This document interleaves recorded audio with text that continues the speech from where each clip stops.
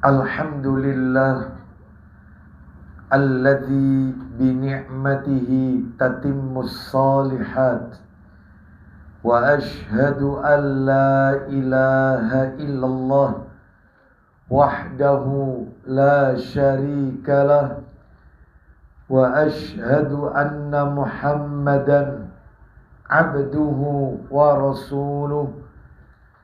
Ya ayyuhalladzina amanu taqullaha haqqa tuqatih wa la tamutunna illa wa antum muslimun. Amma ba'du, fa inna asdaqal hadisi kitabullah wa khairal hadi hadi Muhammadin sallallahu alaihi wasallam wa syarral umuri muhdatsatuha wa kulla muhdatsatin bid'ah wa kulla bid'atin dhalalah wa kulla dhalalatin finnar. Ikhwan wa akhwati fillah, bapak-bapak, ibu-ibu, kaum muslimin dan muslimah, jamaah majelis taklim Baiti Jannati yang semoga dimuliakan oleh Allah Subhanahu wa ta'ala. Kepada sahibul bait, semoga Allah Subhanahu wa ta'ala melimpahkan karunia rahmat dan barakah pada keluarga dan kediaman beliau. Puji dan syukur kita panjatkan kepada Allah Subhanahu wa ta'ala atas segala karunia nikmat yang telah Allah berikan kepada kita. Dan tentunya kita tidak akan pernah bisa, tidak akan pernah mungkin bisa menghitung-hitung nikmat-nikmat tersebut, karena begitu banyak yang Allah karuniakan kepada kita. Mulai kita bangun dari tidur sampai kita tidur kembali, bahkan tidur itu sendiri juga bagian dari karunia nikmat Allah yang wajib untuk kita syukuri. Sebagaimana Allah menegaskan dalam ayatnya, wa in ta'uddu nikmatallahi la tuhsuha. Dan jika kalian menghitung-hitung nikmat Allah, maka pasti kalian tidak akan pernah bisa menghitung-hitung nikmat tersebut. Kita tidak pernah diminta oleh Allah untuk menghitung-hitung nikmat, tetapi justru Allah meminta kita untuk mensyukuri nikmat-nikmat tersebut. Adapun cara atau bentuk bersyukurnya ada 3, kata para alim ulama. Itulah yang disebutkan oleh Al-Imam Ibnul Qayyim Al-Jauziyah rahimahullah. Rukunnya syukur itu ada 3. Yang pertama, syukur di hati. Maksudnya meyakini semua nikmat ini datangnya dari Allah Subhanahu wa ta'ala. Harus yakin dalam hati. Sehat, diberikan kelapangan rizki, diberikan pasangan hidup soleh-soleha, anak keturunan soleh-soleha, diberikannya kita hidayah taufik, diberikannya kita, dijadikannya kita sebagai seorang muslim yang beriman kepada Allah. Ini semua harus kita yakini datangnya dari Allah Subhanahu wa ta'ala. Sebagaimana Allah berfirman, wa ma bikum min ni'matin faminallah. Dan nikmat apa saja yang ada pada diri kalian, itu semua datang dari Allah. Yang kedua, rukunnya syukur yang kedua adalah syukur di lisan. Artinya kita sering memuji Allah dengan mengucapkan kalimat tahmid. Sebagaimana yang Nabi ajarkan, apabila beliau mendapatkan satu kondisi yang menggembirakan, maka beliau membaca alhamdulillahilladzi bi ni'matihi tatimmus shalihat.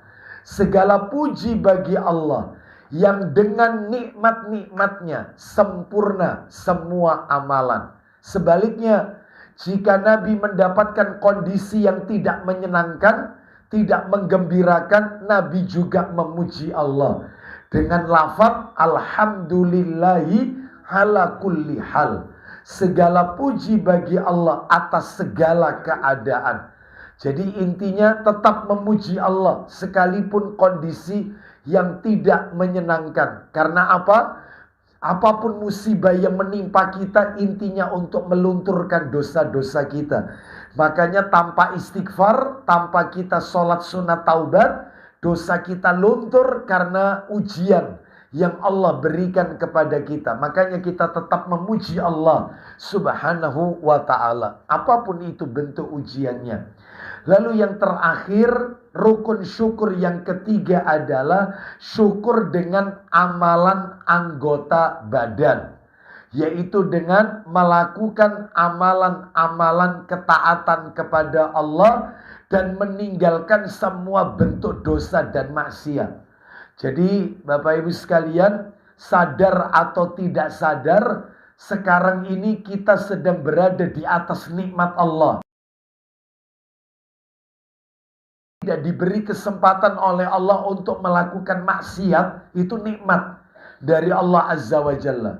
Bahkan kita dimudahkan oleh Allah untuk menuntut ilmu di hari di mana kita efektif untuk bekerja. Ini juga nikmat yang Allah berikan dan wajib untuk kita syukuri. Semoga Allah jadikan kita hamba-hambanya yang pandai bersyukur kepada Allah subhanahu wa ta'ala. Bapak Ibu rahimani wa rahimakumullah, pagi hari ini kita akan melanjutkan materi kita. Namun sebelum kajian ini berjalan lebih jauh, saya ingin mengurutkan dulu materi kita, membahas kitab yang ditulis oleh Ustadz Abu Ubaidah Yusuf bin Mukhtar As-Sidawi, hafizahullah ta'ala, membela hadis Nabi. Itu buku atau materi yang kita bahas rutin setiap Selasa pekan keempat. Terakhir materi ini kami sampaikan, kalau tidak salah menurut catatan saya, itu di bulan November, Bapak Ibu sekalian.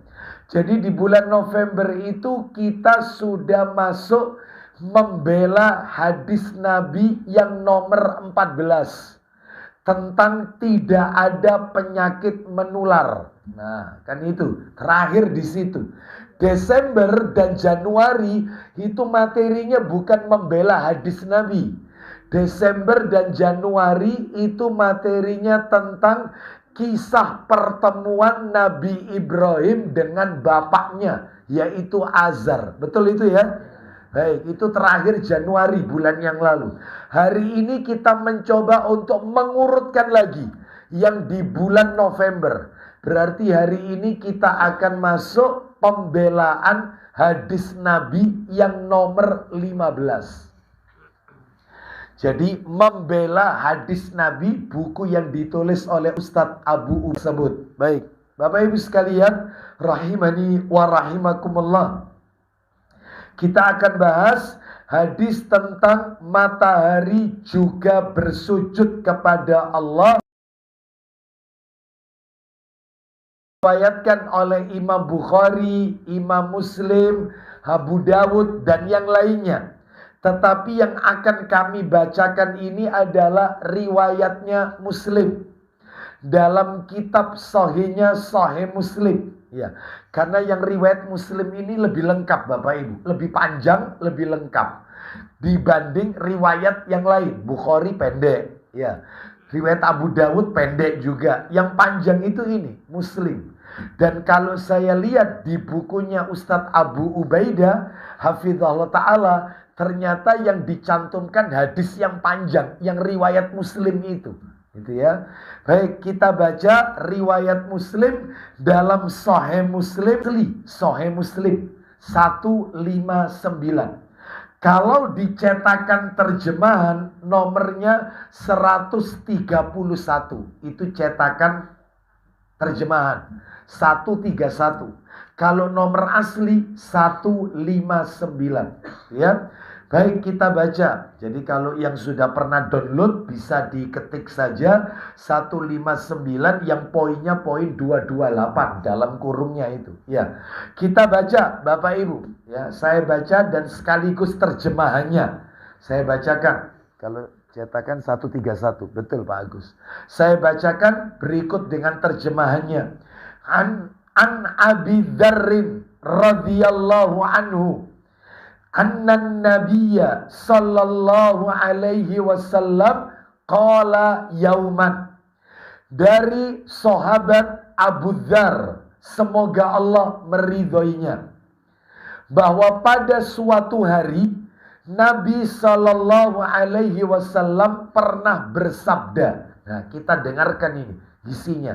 Jadi hadis ini bersumber dari sahabat Abu Dzar radhiyallahu an, Abu Dzar Al-Ghifari. Baik. Bagaimana bunyinya? Atadruna aina tadhhabu hadhihi syamsu? Orang karena qalu. Kalau satu qala. Kita dengarkan apa kata para sahabat.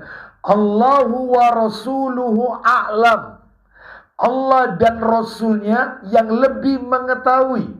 Baik, berarti dikembalikan jawabannya kepada baginda Rasul Sallallahu Alaihi Wasallam. Kita dengarkan jawaban beliau. Qala, beliau Sallallahu Alaihi Wasallam bersabda. Nah ini jawabannya. Kemana matahari itu perginya? Ini jawabannya. Inna hadhihi tajri hatta tantahiya ila mustaqarriha tahtal arsy fatakhirra sajidatan. Kata beliau sallallahu alaihi wasallam, sesungguhnya matahari ini beredar hingga berhenti pada tempatnya di bawah ars, lalu dia bersujud kepada Allah. Makanya judulnya hadis ini, matahari juga bersujud kepada Allah. Ya ini hadisnya. Jadi matahari ini beredar hingga berhenti pada tempatnya di bawah ars, lalu dia bersujud. Fala tazalu kadzalika hatta yuqala laha. Dia tetap selalu seperti itu, maksudnya sujud, sehingga dikatakan kepadanya. Siapa yang berkata? Berarti ini termasuk bagian dari hadis qudsi sebenarnya. Apa kata Allah Azza wa Jalla kepada matahari? Irtafi'i, irji'i, min haitsu ji'ti fatarji'u. Bangunlah, kembalilah pada tempat dari mana kamu datang. Jadi Allah memerintahkan kepada matahari ini, bangun. Bangun dari mana? Bangun dari sujud, karena matahari ini sujud. Dan kembalilah pada tempat dari mana kamu datang. Kita lanjutkan sabda Nabi berikutnya. Fatusbihu tali'atan min matli'iha. Maka matahari ini pun kembali dan terbit dari tempat terbitnya. Terbitnya di mana? Timur. Matahari terbit dari timur. Maka dia kembali lagi ke timur ini. Ya, baik, kita lanjutkan. Sabda Nabi berikutnya. Summa tajri la yastankirun nasa minha syai'an hatta tantahiya ila mustaqarriha dzaka tahtal arsy.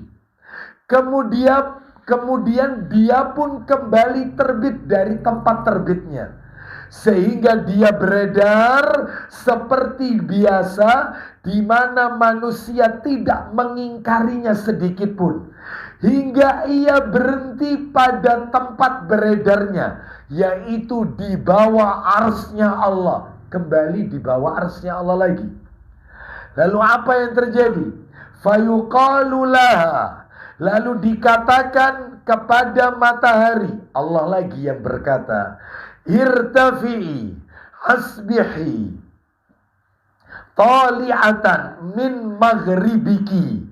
Bangunlah, Karena dia sujud lagi di bawah arsy-Nya Allah.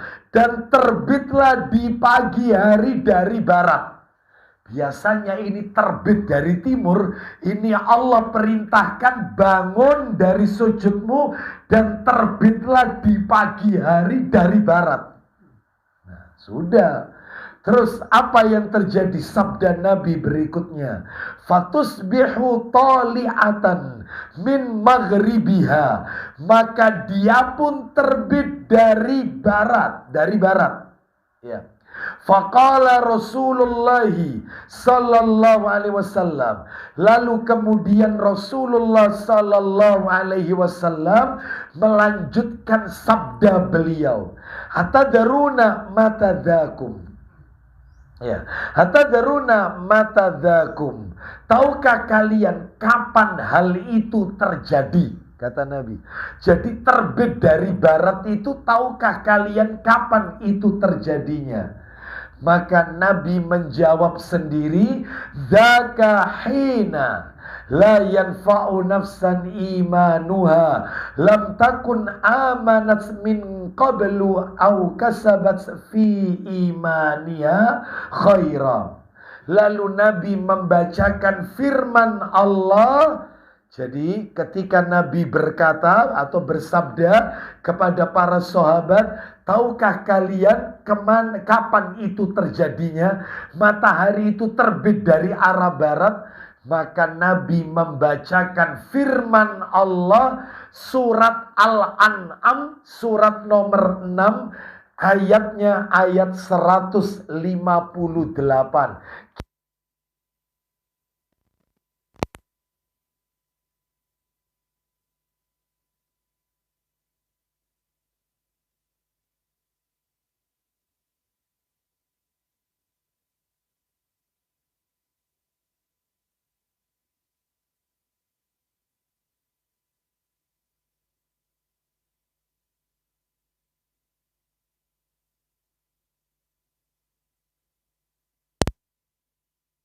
Sampai pada penggalan ayat tersebut, ya Bapak Ibu sekalian. Baik, apa itu artinya? Hal itu terjadi ketika tidak bermanfaat lagi iman seseorang bagi dirinya sendiri yang belum beriman sebelum itu, atau dia belum mengusahakan kebaikan dalam masa imannya. Berarti kiamat, Bapak Ibu sekalian. Ya, baik. Hadis ini Bapak Ibu dipermasalahkan oleh sebagian kaum muslimin. Baik. Makanya hadis ini diangkat oleh Ustadz kita, Ustadz Abu Ubaidah As-Sidawi hafizahullah ta'ala, dalam buku beliau membela hadis Nabi. Kenapa? Karena hadis ini dipermasalahkan dari sisi matanya dan juga dipermasalahkan dari sisi sanadnya. Jadi sebagian kaum muslimin mengatakan hadis ini bermasalah. Ya, kenapa? Karena menurut mereka bagaimana mungkin matahari kok bersujud? Gimana sujudnya matahari? Mempertanyakan yaitu isi hadis. Jadi dia menentang hadis ini dengan logika, dengan akal. Ada lagi yang mengatakan bahwasanya hadis ini diriwayatkan oleh Bukhari dan Muslim. Dan Bapak Ibu kan tahu, kata para alim ulama, hadis itu kalau sudah diriwayatkan Bukhari dan Muslim, maka di atas kertas pasti sahih. Beda dengan riwayat yang lain. Jadi kalau riwayat Abu Dawud itu masih harus dicek. Karena apa? Karena ada sahih Sunan Abu Dawud, juga ada dhaif Sunan Abu Dawud. Sahih Sunan Tirmidzi, juga ada dhaif Sunan Tirmidzi. Dan yang tidak ada dhaif Bukhari, nggak ada. Dhaif Imam Muslim, nggak ada. Yang ada Sahih Bukhari, Sahih Muslim. Jadi kalau sudah Bukhari Muslim di atas kertas pasti sahih. Jadi mereka tidak menguasai tentang ulumul hadis, ilmu tentang hadis. Dan para ulama sepakat hadis ini sahih. Baik, Bapak Ibu sekalian rahimani wa rahimakumullah. Pelajaran apa yang bisa kita ambil dari hadis tadi? Tentang matahari juga bersujud kepada Allah. Pelajarannya satu. Pelajaran pertama ini. Pelajaran yang pertama, wajib memuliakan dan menghormati Nabi Sallallahu Alaihi Wasallam. Wajib memuliakan dan menghormati Nabi Sallallahu Alaihi Wasallam. Wajib. Mana dalilnya? Dalil Quran surat Al-Fat. Kita dengarkan Quran surat nomor 48. Surat Al-Fat. Surat Al-Fat, Bapak Ibu sekalian. Surat nomor 48 Al-Fat. Ayatnya Bapak Ibu, ayat yang ke-8 dan 9. Kita dengarkan ya. Di dalam dalil ini jelas dalam ayat ini. Wajib memuliakan, mengagungkan, membesarkan Rasulullah Sallallahu Alaihi Wasallam. Mana itu? Kita dengarkan Al-Fat surat 48 ayat 8 dan 9. Allah berfirman,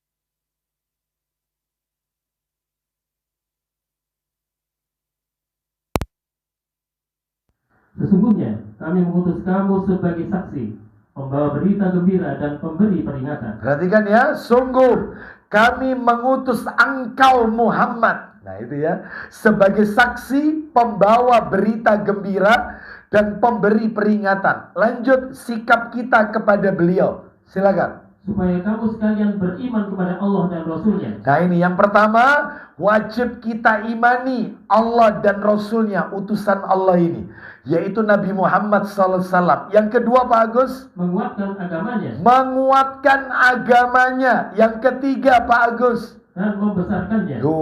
Membesarkannya. Terus kemudian lanjut. Dan bertasbih kepadanya di waktu pagi dan petang. Baik, ini yang dimaksudnya di sini kembali ke sebelumnya, yaitu Allah dan Rasulnya Sallallahu Alaihi Wasallam. Jadi jelas sekali di sini menunjukkan wajib kita memuliakan dan menghormati Nabi. Salah satu bentuk penghormatan kita, bentuk memuliakan Nabi Sallallahu Alaihi Wasallam adalah dengan cara membenarkan semua berita yang Nabi sampaikan. Nah, jangan ditolak. Jangan ditolak. Jadi kalau masih ada orang yang suka mempermasalahkan hadis-hadis yang ghaib, termasuk hadis ini hadis ghaib. Bagaimana tidak ghaib? Wong matahari sujud di bawah aras, sujud kepada Allah. Jadi semua hadis ghaib kalau dipermasalahkan, hadis tentang syafaat, hadis tentang azab kubur, hadis tentang telaga Al-Kausar, hadis tentang mizan neraca, timbangan yang akan Allah siapkan nanti di hari kiamat, hadis tentang sirat, itu ya, hadis tentang macam-macam yang ghaib, malaikat, surga, neraka, maka berarti dia tidak punya adab kepada Rasul. Dia tidak memuliakan, membesarkan, menguatkan agama yang dibawa oleh Rasulullah SAW. Makanya kata Al-Imam Ibnul Qayyim Al-Jauziyah rahimahullah, salah satu termasuk adab kepada Nabi itu adalah Nabi, ucapan Nabi tidak boleh dipermasalahkan. Bahkan seharusnya pendapat-pendapat mereka itulah yang harus dipermasalahkan dan ditimbang. Tidak boleh ucapan Nabi dibenturkan dengan analogi kias, dengan akal kekuasaan Allah. Allah maha kuasa. Jadi jangan bertanya apa yang Allah perbuat. Justru kita yang akan ditanya oleh Allah apa yang kita perbuat, Bapak Ibu. Itu kan dalilnya surat Al-Anbiya ayat 23. Ayo dibuka surat 21 ayat 23. Jangan bertanya apa yang Allah perbuat, tetapi kalianlah yang akan ditanya apa yang kalian perbuat. Surat 21 ayat 23. Surat 21 Al-Anbiya ayat 23.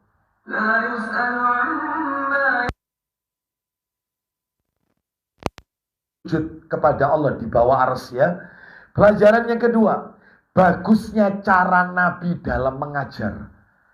Nah, sebagai pengajar di sini kalau ada guru ya, siapapun itu ya, seorang ustadz, ustadzah, maka bagusnya cara Nabi dalam mengajar perlu ditiru. Perlu ditiru itu. Apa itu? Di mana bagusnya cara mengajarnya Nabi dalam hadis tadi? Ternyata Nabi memulai hadisnya dengan melontarkan pertanyaan. Itu bagus itu.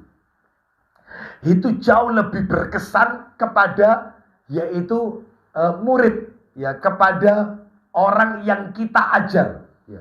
Sistem pengajaran ini lebih bermanfaat bagi para penuntut ilmu. Diawali dengan pertanyaan. Boleh. Seperti itu. Jadi kan Nabi tanya kepada para sahabat, mungkin yang baru datang ya. Hadisnya tadi kan Nabi bertanya dulu, hatta deruna aina tadhabu hadhihi syamsu. Tahukah kalian kemanakah matahari itu pergi? Sahabat nggak ada yang tahu. Kata sahabat, Allah dan Rasulnya yang lebih tahu. Kami nggak tahu. Jadi baru dijelaskan begini, begini, begini dan seterusnya. Ini cara pengajaran yang bagus. Ya, bahkan Bapak Ibu nggak sekali dua kali di dalam hadis itu Nabi mengajarkan kepada para sahabat diawali dengan melontarkan pertanyaan. Contoh, tak kasih contoh. Nabi pernah melontarkan pertanyaan, tahukah kalian siapa orang yang mandul itu? Orang mandul itu siapa? Itu. Sahabat menjawab, orang mandul, orang yang lama menikah, tidak punya keturunan. Kata Nabi, bukan. Baru dijelaskan orang mandul itu. Ayo dibuka. Tentang pertanyaan Nabi tentang orang mandul. Sahih Muslim. Kenapa? Sahih Muslim. Nomor ini saya carikan pembanding ya. Saya carikan pembanding bahwasanya tentang bagusnya cara Nabi dalam mengajar.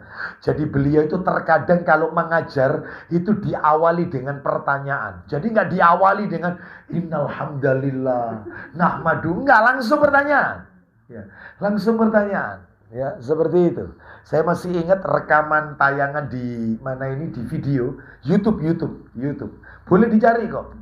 Kalau nggak salah waktu itu Ustadz Abdullah Zain hafizahullah ta'ala, beliau ngisi di Ma'had Al-Furqan Sedayu Gresik.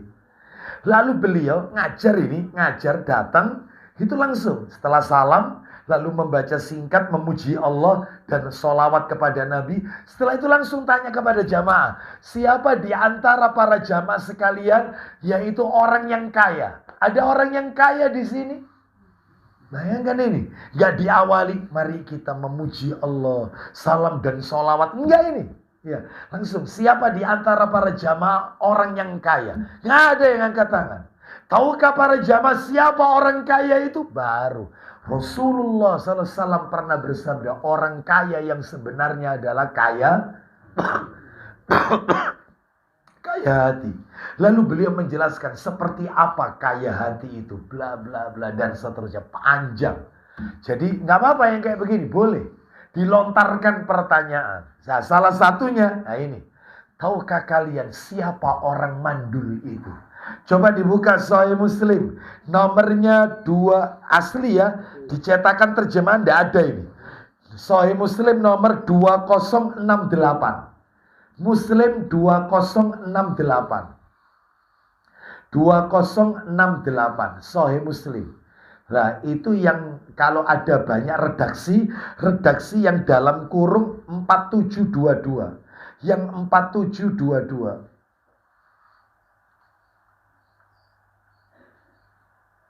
Ya. Sahih Muslim 2068. Redaksinya Oh, sebentar. 2068 ya, betul ya. 2068. Oh, sebentar. Ya. Loh, ini bukanan ini. Hah? Hanya 4 macam dan tidak ada ya. 2068 Sahih Muslim. Tadruna anir raqub. Siapakah di antara kalian yang tahu orang yang mandul itu? Sebentar.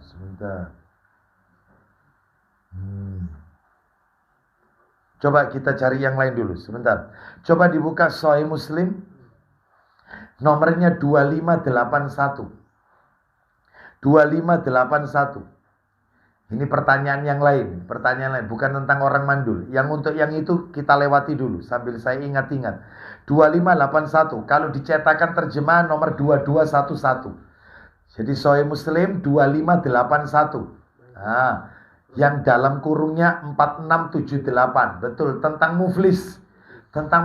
Nah, itu kan juga Nabi melontarkan pertanyaan. Ya, silakan kita dengarkan dari Abu Hurairah radhiyallahu an. Silakan.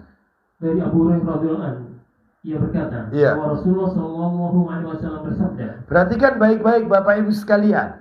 Nabi melontarkan pertanyaan kepada para sahabat. Atadruna anil muflis. Silakan. Tahukah kamu apa arti muflis? Tahukah kalian siapa atau apa arti muflis itu? Ya, silakan.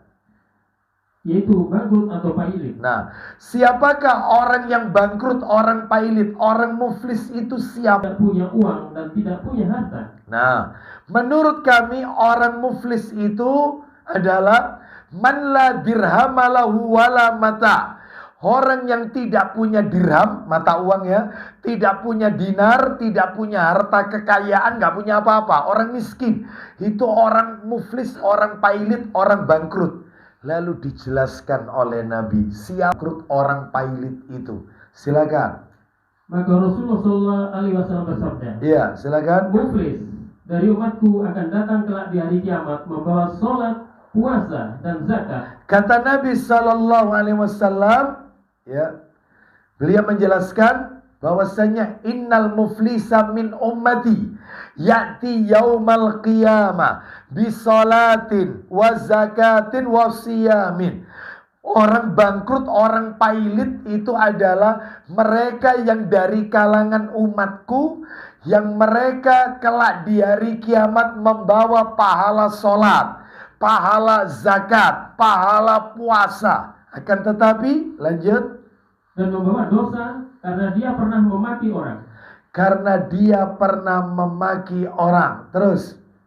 Pernah menuduh-nuduh orang. Terus. Pernah memakan harta orang. Terus. Pernah membunuh orang. Dan pernah memukul orang. Nah, memukul fisiknya maupun memukul hatinya. Menyakiti hatinya.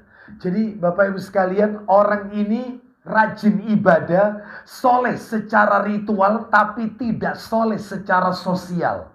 Hablum minallahnya bagus, tapi hablum minanasnya cacat. Ya, kita dengarkan apakah dia tetap mendapatkan tiket masuk ke surga, sedangkan hubungan vertikalnya bagus, horizontalnya yang jelek dia.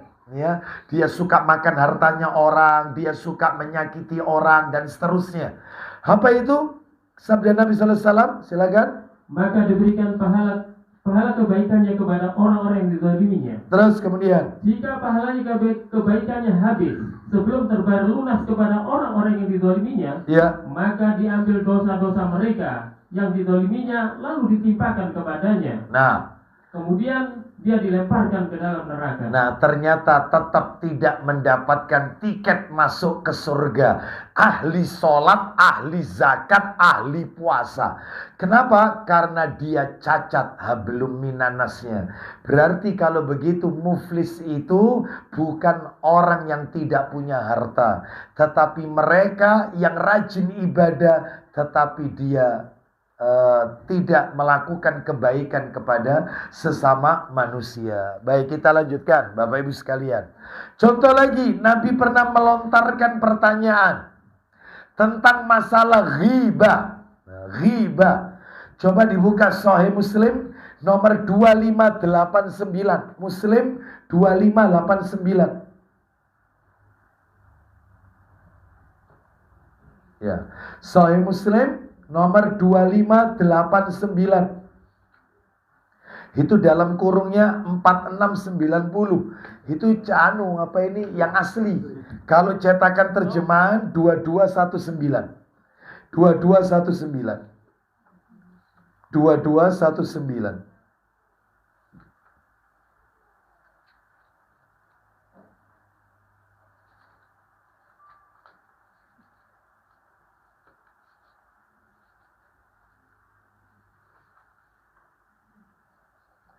Ya, silakan. Ya, Dari silakan. Abu Hurairah radhiyallahu anhu, ia berkata, Ya. bahwa Rasulullah Shallallahu Alaihi Wasallam bersabda, Apa isi sabdanya? tahukah kamu apa yang dikatakan ghibah Nah, atau gunjingan? Baik, Nabi mengawalinya dengan melontarkan pertanyaan, Bapak Ibu sekalian. Tahukah kalian siapa yang disebut dengan ghibah? Apa itu ghibah? Silakan. Jawab para sahabat, Ya. yaitu Allah dan Rasulnya yang lebih tahu. Allah dan Rasulnya yang lebih tahu. Kalau begitu jawabannya ghibah, silakan. Maka Rasulullah Shallallahu Alaihi Wasallam bersabda, Silakan. ghibah yaitu mempercakapkan saudaramu tentang hal yang tidak disukainya. Baik, lanjut. Ditanya orang beliau, Apa itu pertanyaan sahabat kepada Nabi? Bagaimana kalau yang kita ucapkan itu terkait orang itu betul-betul ada pada orang itu? Silakan. beliau ditanya, bagaimana kalau yang kami percakapkan itu ternyata memang benar? Memang benar? Apa jawaban Nabi? Beliau bersabda, jika yang kamu ucapkan ternyata benar, Maka itulah ghibah. Terus berarti engkau mengunjingnya. mengunjing ghibah. Lah kalau tidak benar, Dan jika tidak benar, berarti engkau melakukan suatu kebohongan tentang dirinya. berarti kau fitnah, melakukan fitnah. Jadi depan belakang tetap kena, Bapak Ibu. Nah, sekarang sudah ketemu jawabannya yang tadi pertanyaan Nabi kepada sahabat tentang orang mandul. Siapa orang mandul itu? Itu di Sahih Muslim nomornya 2608. Jadi bukan 2068, 2608. 2608. Dalam kurungnya 4722. Ada nggak? Baik, silakan. Kita dengarkan. Ya, silakan Pak Agus. Kalau sudah ketemu dari sahabat Abdullah bin Mas'ud radhiyallahu anhu. Silakan. Betul. Ya, ini betul ini. Ini harus setting. Nah, ini ketemu dari Abdullah bin Mas'ud. Betul. Ya. Silakan kita dengarkan. Ayo. Dari sahabat Abdullah bin Mas'ud radhiyallahu anhu, ia berkata, Iya. bahwa Rasulullah Shallallahu Alaihi Wasallam bersabda, Jadi Nabi melontarkan pertanyaan, ma ta'uddunar raqub. Silakan. Raquba fikum. Silakan. menurut kalian siapa orang yang mandul itu? Siapa orang yang mandul itu? Lalu apa jawaban para sahabat? Abdullah bin Mas'ud berkata, kami menjawab, Alladzi la yuladu lahu. Silakan. yaitu orang yang tidak memiliki anak. Orang yang tidak punya anak itulah orang mandul. Lanjut. Rasulullah Shallallahu Alaihi Wasallam bersabda, Apa kata Nabi? bukan itu yang dimaksud dengan mandul. Bukan itu. Orang mandul itu bukan orang yang lama menikah nggak punya keturunan. Tapi orang mandul itu adalah, silakan. Tetapi yang dimaksud dengan mandul adalah orang yang tidak dapat memberikan apa-apa kepada anaknya. Terus. Kemudian Rasul Yang tidak memberikan apa-apa kepada anaknya. Maksudnya orang tua yang tidak mendidik anaknya. Sehingga ketika orang tua ini wafat, tidak ada satupun dari anak-anaknya yang mendoakan orang tuanya. Yaitu orang mandul. Anaknya banyak, keturunannya banyak, satupun tidak ada yang mendoakan orang tuanya. Nomor 1 kena narkoba, yang nomor 2 buka aurat, yang nomor 3 ribut warisan, yang nomor 4 gak ada yang mendoakan orang tuanya. Anaknya banyak ini padahal, yaitu orang mandul. Ya, baik. Jadi Inilah bentuk pengajaran Nabi diawali dengan pertanyaan. Sekarang nomor 3. Pelajaran nomor 3. Bahkan kalau tadi Pak Agus neruskan hadisnya tadi, itu Nabi bertanya lagi, tahukah kalian siapa orang yang kuat itu?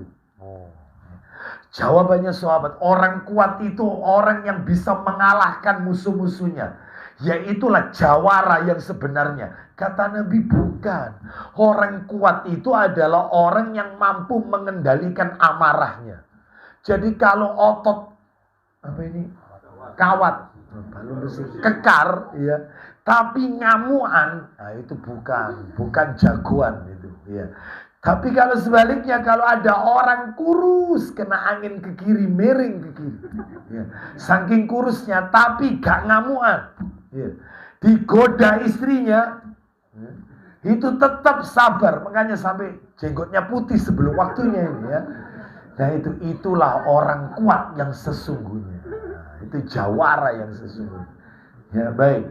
Jadi dibully sama istrinya itu tetap, ya, diketai itu loh sama istrinya. Istilah menang cep. Itu tetap sabar. Ya wis aku menang. Oh itu orang kuat itu. Ya. Ada kira-kira laki-laki seperti itu di sini? Insya Allah tidak ada. Ya. Kita lanjutkan nomor 3, Bapak Ibu, nomor 3. Pelajaran nomor 3. Hadis yang kita baca tadi, hadis riwayat Muslim yang bercerita matahari sujud kepada Allah di bawah arsy-Nya Allah. Hadis yang kita baca tadi senada dengan firman Allah. Loh, ternyata Quran ada di Quran. Senada dengan firman Allah yang ada di dalam Al-Quran surat nomor 22 Al-Hajj. Nah, kita dengarkan. Jadi hadis tentang matahari bersujud itu yang kita baca di awal tadi, itu senada dengan firman Allah yang ada di surat Al-Hajj, ayatnya ayat 18. Surat nomor 22 ayat 18. Kita dengarkan surat Al-Hajj ayat 18. Allah Ta'ala berfirman, ini akan kita untuk sujud sajadah, ya. Sujud tilawah.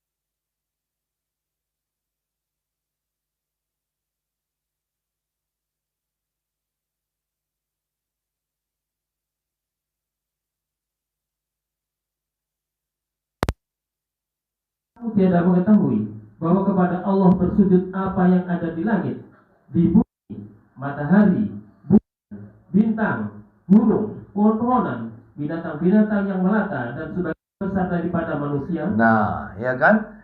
Jelas ini ayatnya. Tidakkah engkau tahu bahwa siapa yang ada di langit dan siapa yang ada di bumi bersujud kepada Allah. Dirinci sama Allah. Matahari sujud, bulan sujud, bintang sujud, gunung-gunung, pohon-pohon, hewan-hewan yang melata, dan banyak di antara manusia. Akan tetapi Pak Agus, lanjut. Dan banyak di antara manusia yang telah ditetapkan azab atasnya. Loh, barang siapa? Dan barang siapa yang dihinakan Allah, maka tidak seorang pun yang memuliakannya. Terus, sesungguhnya Allah berbuat apa yang Dia kehendaki. Berarti menolak hadis tadi tentang matahari sujud kepada Allah di bawah arsy Allah sama dengan menolak Al-Quran. Karena Al-Quran mengatakan matahari juga bersujud. Berarti tidak bertentangan. Selamanya Quran dan hadis tidak mungkin kontradiktif. Tidak mungkin. Justru hadis itu menjelaskan isi Quran.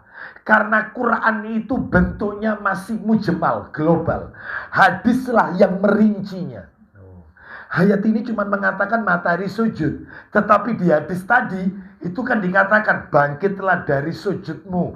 Pergilah di mana tempat kau terbitmu. Kan gitu, dirinci. Berarti hadis itu merinci isi Al-Quran. Fungsi hadis itu. Maka siapa yang menolak hadis tadi, ya maka berarti dia menolak isi Al-Quran. Salah satunya Al-Hajj ayat 18. Baik. Sekarang yang nomor 4. Yang nomor 4. Ya. Kita lihat pelajaran yang nomor 4. Kalau matahari sujud, lantas bagaimana sujudnya? Nah, ini kita dengarkan pendapat para ulama. Nah, ini ya, ada ini jawabannya. Kalau matahari sujud, lantas bagaimana sujudnya? Kalau manusia jelas caranya sujud. Lah kalau matahari, sekarang kita dengarkan ya. Saya akan bacakan 3 ulama besar dan memberikan fatwa. 1, ulama yang bernama Al-Hafidz Ibnu Katsir rahimahullah. Al-Hafidz Ibnu Katsir itu di dalam tafsir Ibnu Katsir jilid 5, juz yang kelima, halaman 398.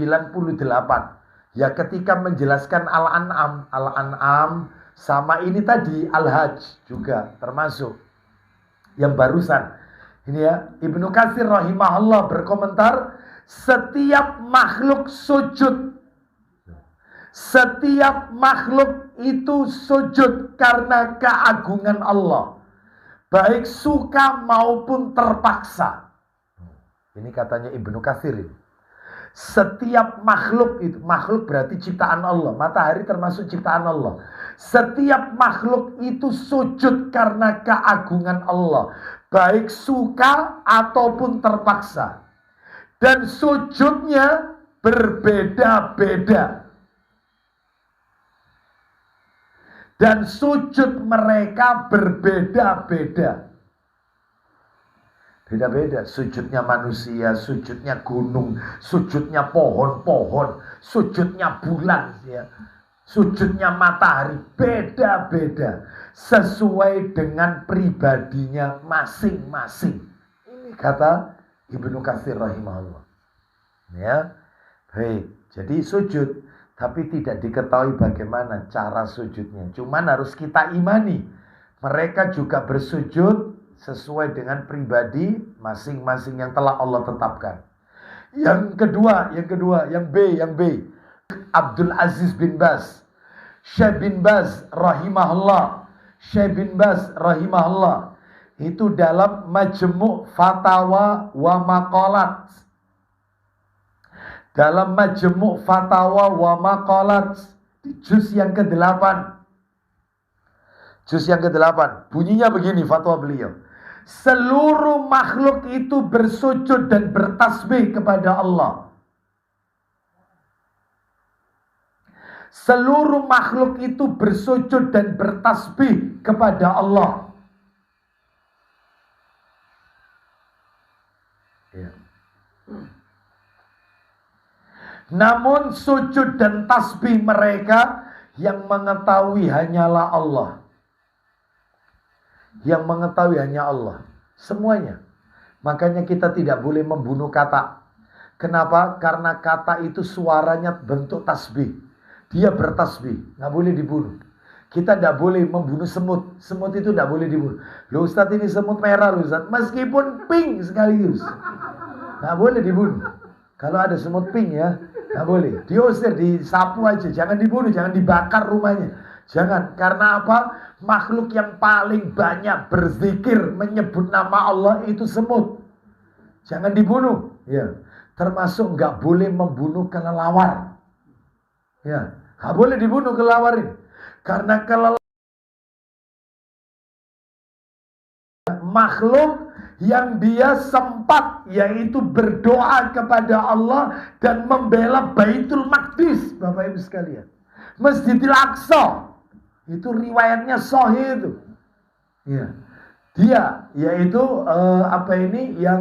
membela bahkan mendoakan yaitu tanah yaitu Aqsa ini. Bumi Aqsa ini. Makanya para alim ulama mengatakan nggak boleh dibunuh. Kalau yang lain boleh, silakan. Hewan-hewan yang lain yang berbahaya, bahkan ada 7 hewan yang kalau ketemu harus dibunuh karena termasuk kategori hewan fawasik, hewan perusak.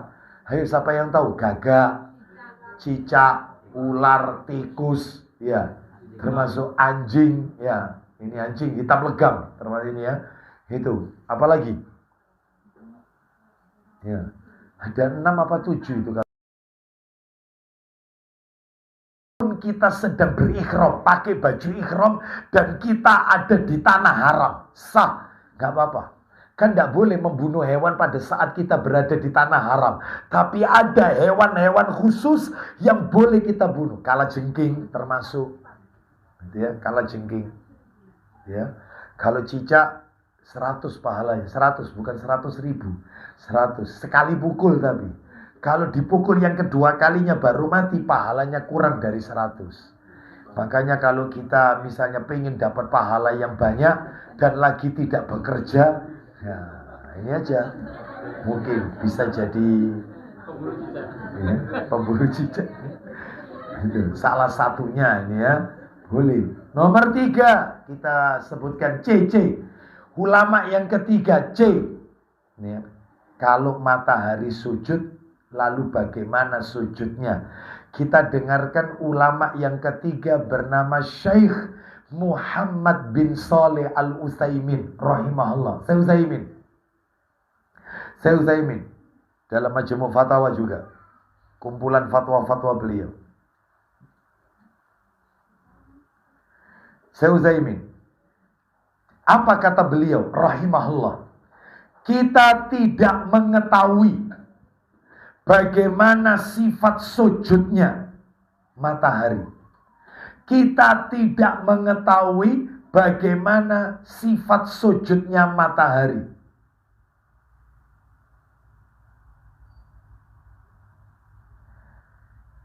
Yang wajib bagi kita adalah mengimaninya. Yang wajib bagi kita adalah mengimaninya. Allah berfirman dalam Al-Quran. Nah, ini beliau membacakan ayat, menukil firman Allah. Karena Allah berfirman, surat apa? Ternyata ada juga di sini. Kalau tadi kan Al-Hajj ayat 18. Matahari sujud, bulan sujud, pohon juga sujud. Ini ternyata ada surat yang lain. Surat nomor 17 Al-Isra. Kita dengarkan Al-Isra. Surat 17 ayatnya 44. Lah ini yang dinukil oleh Ibnu Utsaimin rahimahullah. Surat 17 ayat 44. 17:44. Allah berfirman.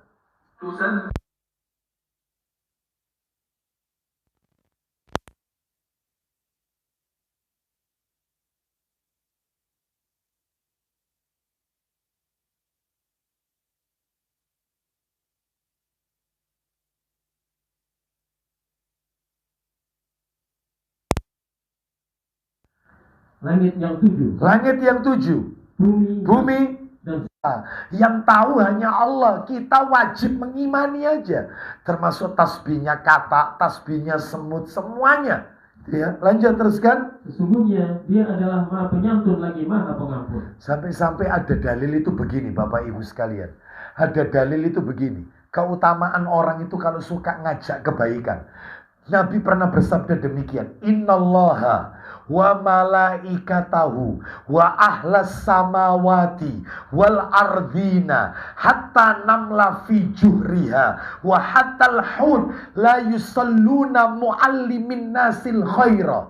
Artinya, sesungguhnya Allah, para malaikat-malaikatnya, semua penduduk langit, semua penduduk bumi, semut-semut yang ada di lubangnya, ikan-ikan besar yang ada di lautan, semuanya bersolawat untuk orang yang suka ngajarkan kebaikan kepada orang lain. Jadi Bapak Ibu sekalian, yang namanya ngajarkan kebaikan kepada orang lain tidak harus lulusan UIM, Universitas Islam Madinah, tidak harus gelarnya LC, tidak harus lulusan LIPIA. Siapapun di antara kita ngajak kebaikan orang, maka kita dapat ganjaran Allah, malaikat, penduduk langit, penduduk bumi, semut yang ada di lubang, ikan-ikan besar yang ada di lautan, mengucapkan sholawat untuk mereka yang mengajarkan kebaikan. Ya apa itu sholawatnya mereka? Dijelaskan oleh ulama. Kalau sholawat dari Allah, sholawatullah, sholawat dari Allah, maksudnya Allah memuji hamba itu di hadapan para malaikat-malaikatnya. Tetapi kalau sholawat selain dari Allah, malaikat, penduduk langit, penduduk bumi, semut yang di lubang, ikan-ikan besar, maksudnya adalah mereka mendoakan ampunan kepada Allah untuk orang yang mengajarkan kebaikan kepada orang lain. Mereka loh yang doakan ampunan, malaikat, semua yang tadi kita sebutkan tadi. Itu ya, makanya jangan bosan ngajak kebaikan. Menyerukan kebaikan kepada orang lain. Ayo sholat, ayo memperbanyak som sunnah di bulan Sa'ban, ayo kita zikir, ayo sudah waktunya taklim, ya share kebaikan, ya pagi-pagi Anda sudah share, yaitu mungkin kirim status yang baik-baik, ya kalimat-kalimat yang bagus, perkataan para ulama atau nasihat ustadz-ustadz kita, itu sama dengan Anda dapat doa ampunan dari malaikat dan seterusnya tadi. Mudah-mudahan Allah ampuni semua dosa-dosa kita. Ya, kita lanjutkan. Jadi kita nggak tahu bagaimana tasbih mereka, doa mereka, kita nggak tahu. Yang tahu hanya Allah. Yang penting tugas kita mengimani. Sekarang pelajaran nomor 5. Pelajaran nomor 5. Pelajaran yang kelima adalah di dalam hadis ini terdapat dalil yang jelas.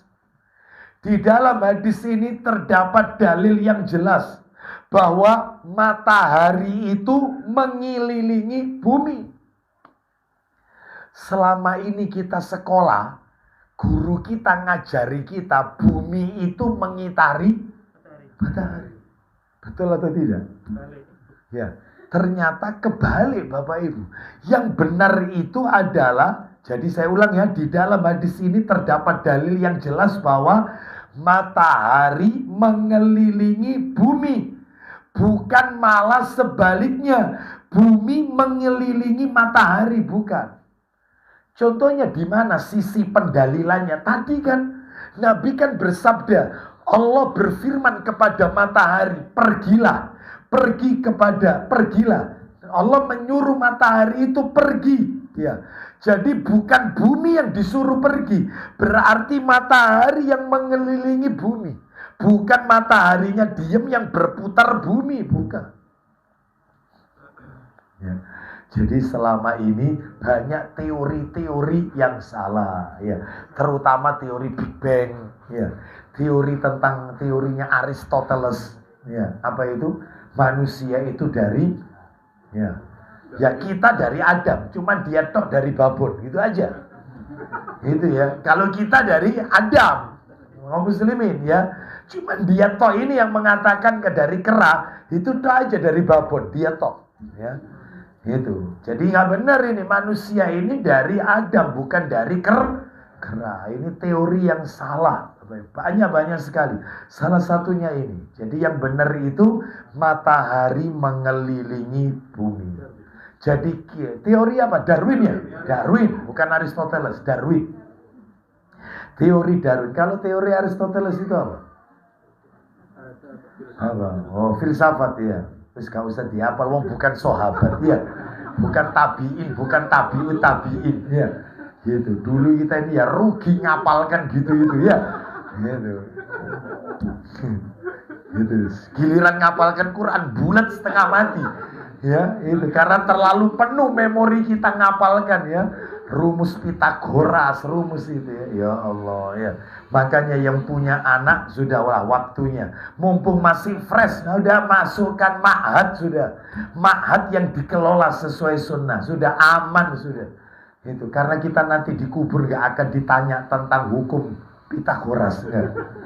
Nah itu ya, baik itu ilmu duniawi yang hukumnya fardu kifayah, bukan fardu ain. Kita lanjutkan. Jadi kita tidak mungkin bergeser meninggalkan dalil yang jelas hanya karena teori-teori manusia. Jadi yang benar adalah matahari mengelilingi bumi. Dalilnya tadi. Sekarang kita lanjutkan nomor 6. Pelajaran nomor 6. Pelajaran nomor 6. Matahari merupakan tanda kekuasaan Allah. Matahari ini salah satu tanda dari tanda-tanda kekuasaan Allah. Makanya termasuk gerhana matahari, ya, itu tanda kekuasaan Allah. Ya. Lah ini tidak. Jadi kalau ada gerhana matahari total, itu katanya apa? Gundurwo apa? Buto hijau. Buto, kenapa buto itu? Makan apa itu? Ya, matahari. Sakpiru itu. Kayak gitu itu ya. Kita wajib imani ini tanda. Dan kalau misalnya terang benderang ya, matahari itu terik, ternyata kok gerimis hujan, maka ya kita yakini ini sebagai tanda kebesaran Allah Azza wa Jalla. Nggak mendung panas tapi hujan. Itu apa itu katanya masyarakat di sekitar kita itu, sebagian orang. Wewe gombel, ibu kok lengkap ya, ibu kok tahu ya, itu khurafat bu ya, khurafat itu, tahayul.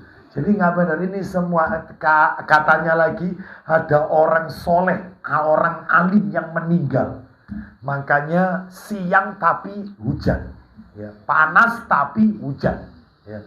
Itu katanya ada orang soleh, orang alim yang meninggal. Ini salah ini. Jadi gerhana itu tidak ada kaitannya dengan lahirnya orang atau tokoh tertentu atau wafatnya tokoh tertentu. Apalagi buto makan matahari, nggak ada itu. Jadi yang benar matahari ini adalah tanda kekuasaan Allah. Dalilnya Quran surat 41 ayat 37. Surat Fussilat surat 41 ayat 37. Surat 41 Fussilat ayat 37. Allah berfirman,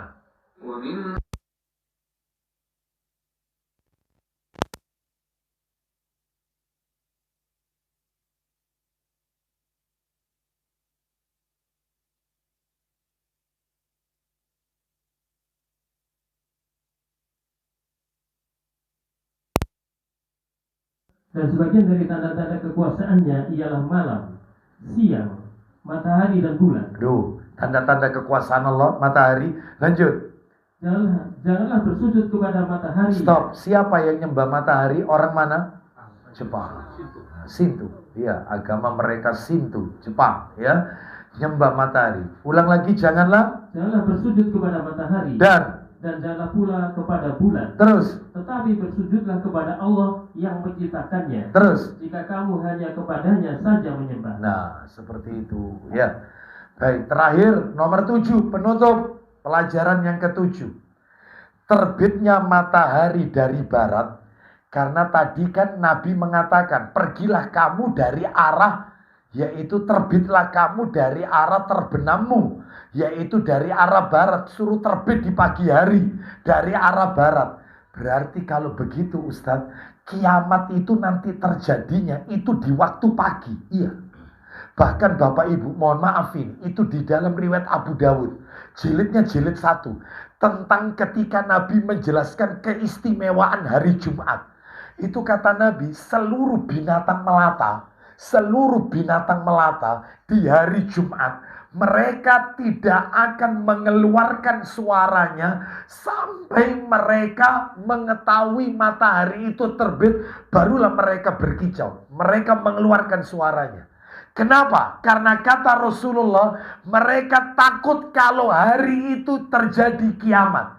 Sehingga gara-gara dalil ini dijadikan ketetapan oleh ulama, berarti kiamat itu terjadi di hari Jumat, waktunya pagi. Sampai hewan itu takut mengeluarkan suaranya.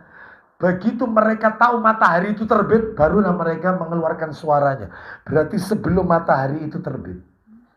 Buktinya ini, terbitnya matahari dari barat, salah satu tanda besar kiamat. Tanda besar kiamat. Kiamat.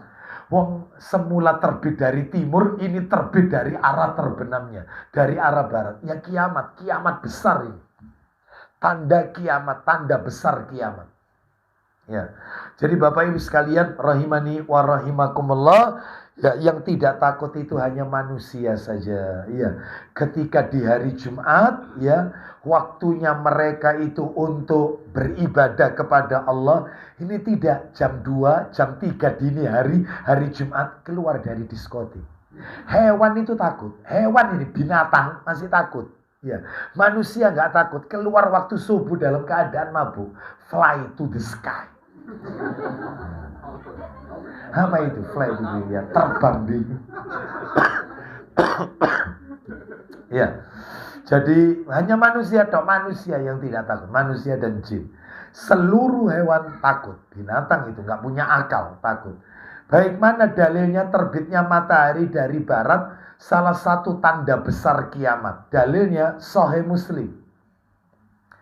Nomornya, nomor asli ya, saya tuliskan dulu nomor asli, nanti ada di cetakan terjemahan.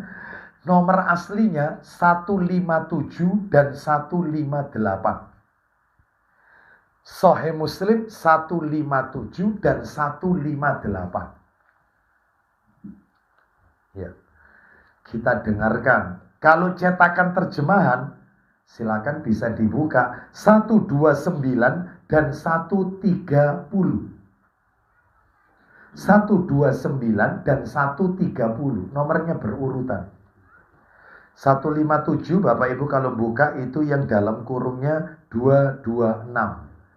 226 yang dalam kurungnya. Ya, silakan. Ayo kita dengar. Ada Pak Dedi? Ada. Monggo Pak Agus. Dibaca yang cetakan terjemahan. Silakan. Dari mana itu? Silakan. Ya, Abu Hurairah. Silakan.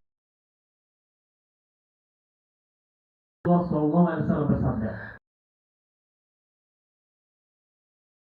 tatlu asy-syamsu min maghribiha. Silakan. belum akan terjadi kiamat sehingga matahari terbit dari barat. Apabila matahari telah terbit dari barat, manusia akan iman semuanya. Terus. Tetapi ketika itu imannya tidak berguna lagi. Imannya tidak berguna. Itu ya.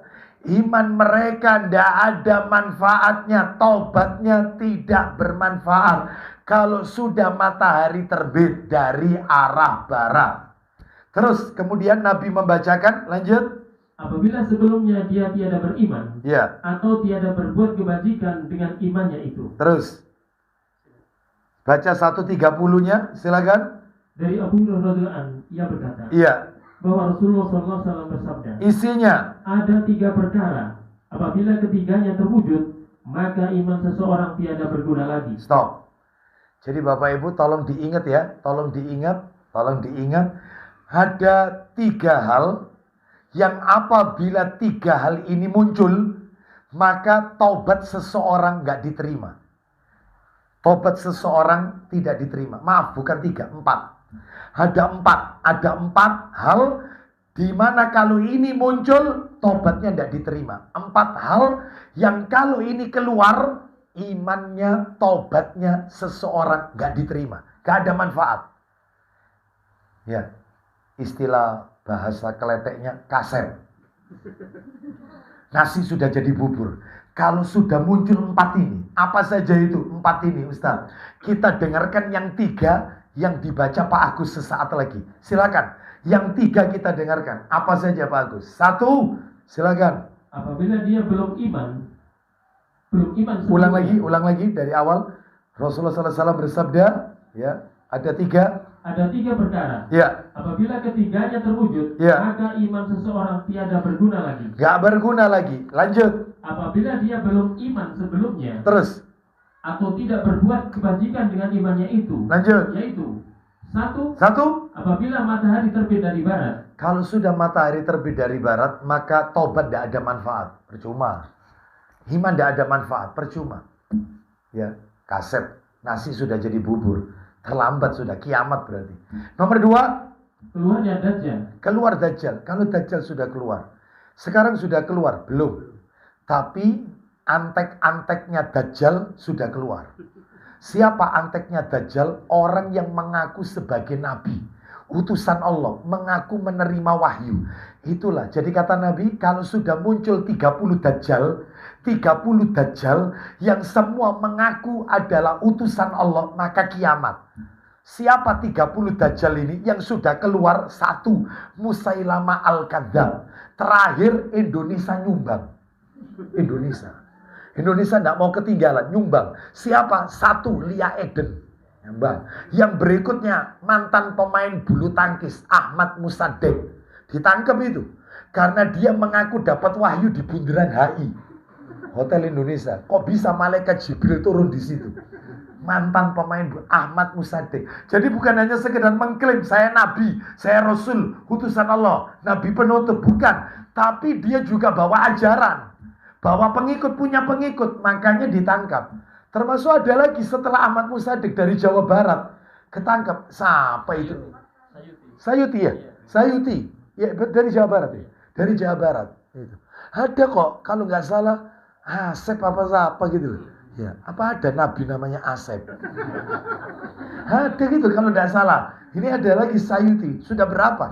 Jadi kalau di total kurang lebih sekitar hampir 15. Itu Nabi bilang kalau sudah 30, keluar 30 pendusta, 30 Dajjal, maka kiamat. Ya. Maka tolong jamaah kita jangan ada yang menambah daftar. Ya, haram hukumnya ya.